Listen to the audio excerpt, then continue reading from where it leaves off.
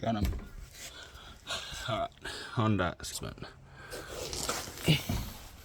First thing you do is you come under here and you undo right and left diff mount.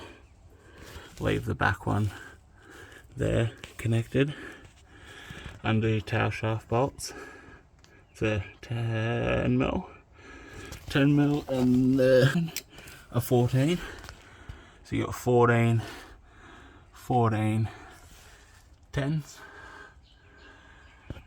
You will then have to get a pry bar in these little holes here and here to pop out your axles. Make sure this little circlip here comes with. Drain your oil. Just use a ratchet and like the don't even put a socket on it, if you guys know what I mean. Yeah, you could literally just into in there and undo. Once you've drained your oil, you should be right to undo that vacuum line up here. Vacuum line there. If we can see it there. And then yeah, by right, it should be pretty loose, and you can just drop her on out. To reinstall, slide your rear mount up and in. Take the weight with the jack. Put the rear bolt and nut in. Again, holding the weight with the jack. Lining up your tail shaft bolts. Just get one or two of them in while you've still got plenty of movement. And then go to left and right diff mounts and just whack those bad boys in. Once you've got everything, sort of all your bolts in, then you can go ahead and tighten. Just tighten your back one, left and right, and then tighten all your tail shaft bolts. Put in your bungs, and then to get the axles back in, we're going to have to pull the wheel off. We're going to have to the upper control arm off. Might give me a bit of play, maybe. If not, we're going to have to undo that one. So we've got this one, and possibly this one down there. And then that should give us movement to get these bad boys back up and in. This is the passenger side. Before we go getting too far in, I probably wouldn't suggest undoing that one and that one there yet. Let's just undo this one and see how this goes. We might get some movement.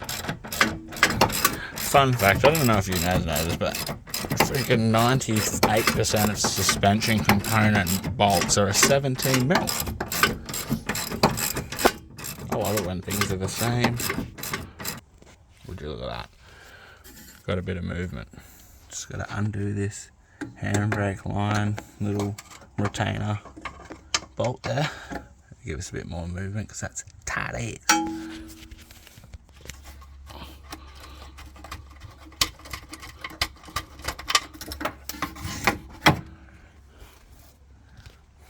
And this one, whatever this is, the speed sensory one.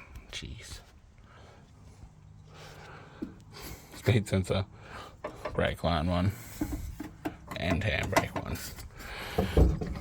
Gives you movement. I don't know if it's enough. We'll see how we go.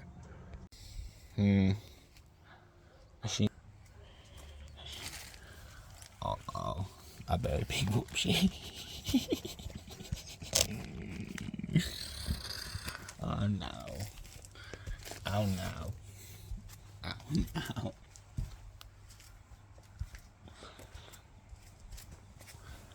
Oh no. I forgot to turn on my camera again, so I didn't get to record the install of the diff after it fell on its guts properly. That was interesting to get it off the ground. Luckily we had a tow ball. Slapping a jack under the tow ball here and got it back up off the ground. End up doing was undoing. You get your lower control arms there. And there's this one here which is on the back, and then you've got the front one. I just ended up undoing the front one just a little bit, and that gave me a whole lot more room. And then we ended up just using a 36mm socket, undoing the actual axles themselves so we could pull them right out, which then just reassures that you can get them back into the diff properly without them not being in properly. I guess by looking at this little plate here, and if it's, you can see it backs out on the actual diff, that's how you know they're in. It was really simple. And then just go, you're probably going to need a hand, and then just put this top bolt in, slide the top bolt in so that it doesn't try and fall straight back out, and then go around, tighten everything up, refill the diff with oil. And as we learnt yesterday, it didn't solve the problem straight away. I thought at first it was still clicking, but once the oils and whatnot ran through, it just took one lap of the block, which is not even 500 meters, and it quietened up, and she's good as gold again. And we'll never run 17s on the rear and 20s on the front again. Don't do my mistake.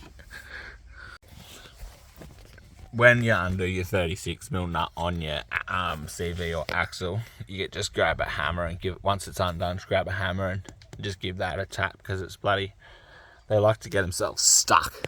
Cheers for watching, guys. See you on the next one.